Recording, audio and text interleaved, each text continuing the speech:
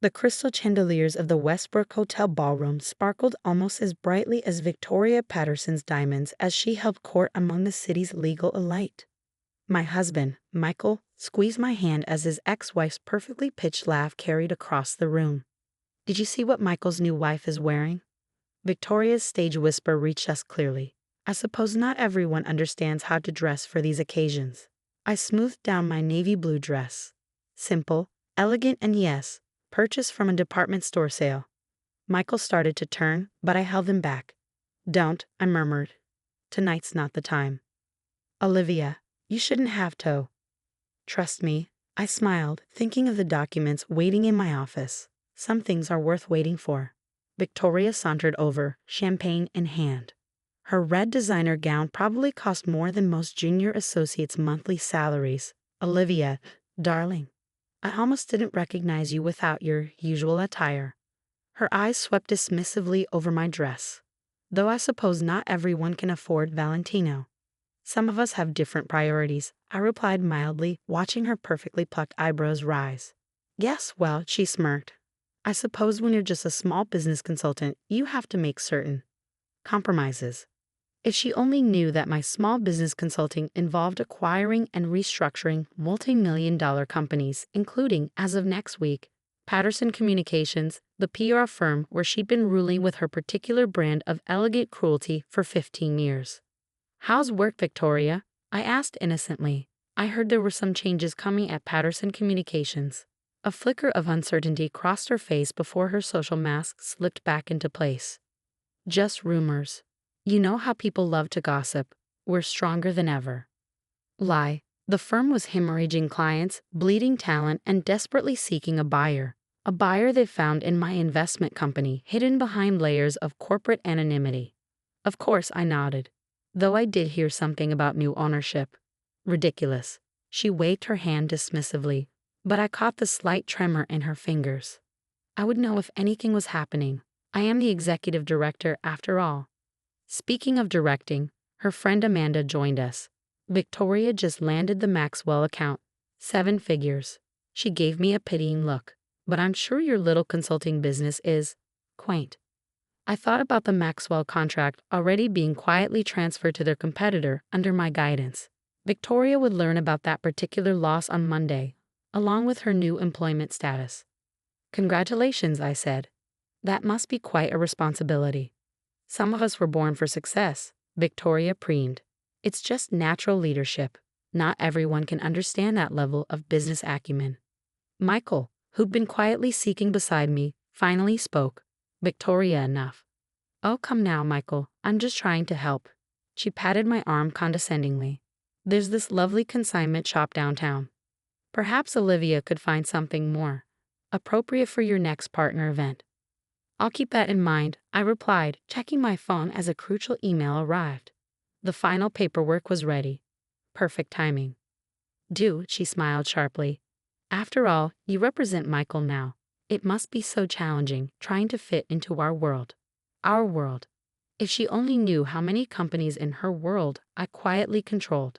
How many boards I sat on under various names. How her precious PR firm was just the latest in a long line of successful acquisitions. You know what they say, I met her gaze steadily, appearances can be deceiving. "Not in my experience," she laughed, turning to the gathering crowd of sycophants around her. "Quality shows. You can't hide good breeding and success." The rest of the evening was a masterclass in subtle warfare. Victoria orchestrated a careful campaign of exclusion, always standing just far enough away that I'd have to awkwardly stretch to join conversations, always dropping little comments about proper business attire and understanding one's place. "I don't know how you stay so calm," Michael whispered as we watched her hold court by the dessert table. "She's being horrible." "Because on Monday," I smiled, "everything changes." "What do you mean?" Before I could answer, Victoria's voice carried across the room again. "It's just sad, really. Some people marry for love. Others, well, let's just say a bargain bin dress usually signals bargain bin ambitions." Several of her friends tittered behind their hands. I saw red faces among the junior associates and a few uncomfortable looks from the partners. Nobody challenged Victoria Patterson, not when she controlled the PR destiny of half their client list. Should I say something? Michael asked, his jaw tense. As a partner. No, I touched his arm. Let her have tonight. Monday will be soon enough. You keep saying that. What's happening Monday? I thought about the email I just received, the carefully orchestrated changes about to unfold. Let's just say Victoria might want to save her fashion advice for herself. She'll need it for job interviews. He looked at me sharply. Olivia, what did you do? Nothing she hasn't earned, I assured him. Sometimes the best lessons come from experiencing what you've put others through. Victoria chose that moment to make one final pass by our table. Leaving so soon? I suppose discount stores do close early. She smiled at Michael. Remember when we used to close down these parties, darling? Times change. I stood gathering my purse. People change. Positions change. What's that supposed to mean? You'll find out. I smiled genuinely for the first time that evening. Have a lovely weekend, Victoria. I'll see you bright and early Monday morning. As we left, I heard her asking Michael what I meant. His confused silence was answer enough. Neither of them knew that while Victoria had been building her empire of social cruelty, I'd been building something far more substantial. Monday would change everything. But tonight, I was content knowing that sometimes the best revenge isn't in fighting back. It's in waiting for exactly the right moment to reveal who really holds the power. And it has nothing to do with designer dresses. Monday morning arrived with the precision of a well-orchestrated symphony. At exactly 8:45 a.m., security teams entered Patterson Communications, implementing new protocols. At 9 a.m., the company-wide email went out announcing the acquisition. By 9:15, Victoria's perfectly maintained world began to crumble. I watched through the glass walls of what had been her corner office as she stormed through the building's revolving doors at 9:30. Her Louboutins clicking against the marble with military precision. The security guard, new and therefore unaware of her usual royal treatment, stopped her for ID. This is outrageous. Her voice carried through the lobby. I am the executive director. Miss Patterson. My new head of operations approached her. The new CEO would like to see you immediately. I turned away from the window, settling behind the desk that had been hers just hours ago. Her designer handbags still sat in a glass display case she'd had installed, a power move to intimidate junior staff with her wealth. Those would be going to charity by noon. The door burst open. What is the meaning of this? Victoria stood in the doorway, face flushed despite her perfect makeup. Who dares to? You. Good morning, Victoria. I gestured to the visitor's chair, the same one where she'd made countless employees cry during her infamous performance reviews. Please have a seat. This is impossible. She didn't move. You're a small-time consultant. You wear bargain clothes. Actually, I picked up a folder. I'm the CEO of Summit Ventures. We just acquired Patterson Communications for a remarkably low price, considering its potential. Though that's what happens when poor management drives away half the client base. She sank into the chair, her designer suit wrinkled from her grip. You're lying. This is some kind of joke. The only joke, I slid over the acquisition papers, was thinking that designer labels and social connections could hide incompetent leadership. Your client retention rates are abysmal. Employee turnover is at 60%. And let's discuss the Maxwell account you were bragging about Friday night. What about it? They signed with your competitor this morning, along with 3 other major accounts who were tired of paying premium prices for subpar service. Color drained from her face. But my position is being eliminated. I opened another folder. The executive director role was largely ceremonial anyway, mostly used for attending parties and intimidating staff, from what I've seen. You can't do this. She leaned forward, manicured hands gripping the desk. Do you know who I am in this city, who my family is? I know exactly who you are, Victoria. That's why I bought this company. I met her eyes steadily. I've watched you destroy careers because people couldn't afford the right clothes. I've seen you humiliate talented employees for shopping at department stores, the same stores you mocked me for using. This is about Friday night, some petty revenge over a few comments about your cheap dress. No, I stood walking to her wall of awards, all about to be replaced with actual employee achievements. This is about building a company culture based on merit, not labels. About valuing substance over status. I built this firm's reputation. You destroyed it. I corrected. But I'm going to fix that, starting with a complete restructuring. I'll fight this, she threatened. My lawyers already reviewed the sale. It's ironclad. I returned to the desk. However, I'm not completely heartless. I have a proposition for you. She straightened, hope flickering across her face. Go on.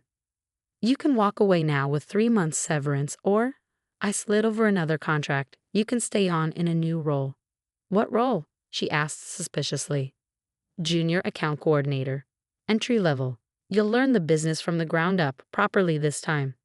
You expect me to work as a junior? She looked horrified. Under people who used to report to me? Under people who actually know how to do the job, I corrected. People you previously judged by their clothing rather than their capabilities. Victoria stared at the contract, her perfectly curated world collapsing. And if I refuse? Then you can explain to your social circle why you're suddenly unemployed. I hear the country club has strict membership requirements about employment status. Her hand trembled as she reached for the contract. Why are you really doing this? Because sometimes people need to walk in others' shoes to understand their value. I handed her a pen. Your choice, Victoria, but decide quickly. Your old office needs to be cleared by noon. My office? She looked around, reality finally sinking in. You're taking my office. Actually, this space is being converted into a collaborative workspace for the junior staff. I'll be working from a standard office, like everyone else. She signed the contract with shaking fingers, her signature far less confident than her usual flourish. When do I start? Tomorrow. Report to HR at 8 a.m. for new employee orientation. Oh, and Victoria, I smiled slightly. The dress code has changed. Business casual, from any store you can afford on your new salary. As she left, clutching her designer bag like a shield, my phone buzzed with a text from Michael. Just heard about Patterson Communications. You're brilliant. Some battles are won with spreadsheets, not shoes, I replied. I walked to the window, watching Victoria cross the lobby. Her head was held high, but her shoulders showed the weight of her new reality. Tomorrow, she'd learn what it felt like to be on the other side of privilege, to have her work, not her wardrobe, determine her worth. The security guard was already changing the nameplate on the building directory. By week's end, Patterson Communications would have a new name, new values, and a culture built on merit instead of Prada. But first, I had a corner office to convert and a former queen bee to humble. Sometimes the best revenge isn't in destroying someone's kingdom. It's in making them earn their place in a new one difficult lesson at a time. 6 months later, I watched through my office blinds as Victoria explained a campaign strategy to our newest client. Her presentation was flawless, her insights sharp. More surprisingly, she was wearing a mid-range business suit and actually listening to feedback from her junior team members. Quite a transformation, Michael said from the doorway. He'd stopped by to take me to lunch, as he often did now that my office was just 3 blocks from his law firm. She's actually good at the work, I admitted. When she stopped focusing on status and started focusing on substance, the changes hadn't come easily. Victoria's first week as junior account coordinator had been a masterclass in humility. She'd struggled with the coffee maker, fumbled with the copy machine, and nearly cried when asked to create her first spreadsheet. But surprisingly, she hadn't quit. Ms. Walker, my assistant's voice came through the intercom. Victoria Patterson would like a moment of your time. Send her in. Victoria entered, clutching a folder. Gone were the intimidating designer outfits and superior attitude. Instead, she carried herself with a different kind of confidence, one earned through actual achievement. The Thompson campaign numbers, she said, placing the folder on my desk. We exceeded projections by 30%. I saw that. I gestured for her to sit. Your team did excellent work. Our team, she corrected, then smiled slightly, something I wouldn't have said 6 months ago. Michael excused himself, leaving us to talk. The tension that had once crackled between us had evolved into something more complex. Not quite friendship, but mutual respect. You know, Victoria said carefully, I owe you an apology. Oh? I spent years judging people by their clothes, their status, their surface. She smoothed her simple skirt. I missed so much talent, so many opportunities because I was too focused on labels. It's an easy trap to fall into, I acknowledge. Society encourages it. But it's not real power, is it? She met my eyes. Real power is building something, earning respect, actually knowing your business from the ground up. I thought about my own journey, building my investment firm from nothing while people like Victoria had mocked my off-the-rack suits and sensible shoes. The team is recommending you for a promotion, I said, watching her face. Senior account manager. You've earned it. Her eyes widened. Really? Even after? The past is the past. You've proven yourself these last 6 months. The promotion comes with a raise, more responsibility, and, I paused, a corner office. Actually, she said, surprising me, I prefer to stay in the open workspace with my team. If that's okay. I've learned more from listening to their ideas than I ever did alone in that big office. I hid my smile. The lesson had truly sunk in. There's one more thing, Victoria added. Remember Amanda? My friend from the law firm party? How could I forget? She'd been Victoria's eager partner in mocking my bargain bin dress that night. She's looking for a job. Her husband's firm downsized and Victoria hesitated. I told her we don't make hiring decisions based on social connections anymore. That she'd need to apply through HR and prove her qualifications like everyone else. That must have been a difficult conversation. It was. Victoria stood, straightening her shoulders. But I learned from the best about the difference between real success and just looking successful. After she left, I picked up my phone to see a text from Michael. Ready for lunch. Just finished an interesting conversation with your ex-wife, I replied. Everything okay. Better than okay. She finally understands that true power isn't in what you wear or who you know. It's in what you build and how you treat people along the way. As I gathered my things for lunch, I glanced out at the office floor. Victoria was back with her team, engaged in animated discussion, her designer purse replaced by a practical laptop bag. The woman who once ruled through fear now led through respect. Sometimes the greatest victory isn't in defeating your enemies, but in helping them become better people. Victoria had lost her kingdom of luxury labels and social superiority. But she'd gained something more valuable, genuine success and self-respect. And me? I still wore what I wanted, bought what I chose, and led one of the city's most successful companies.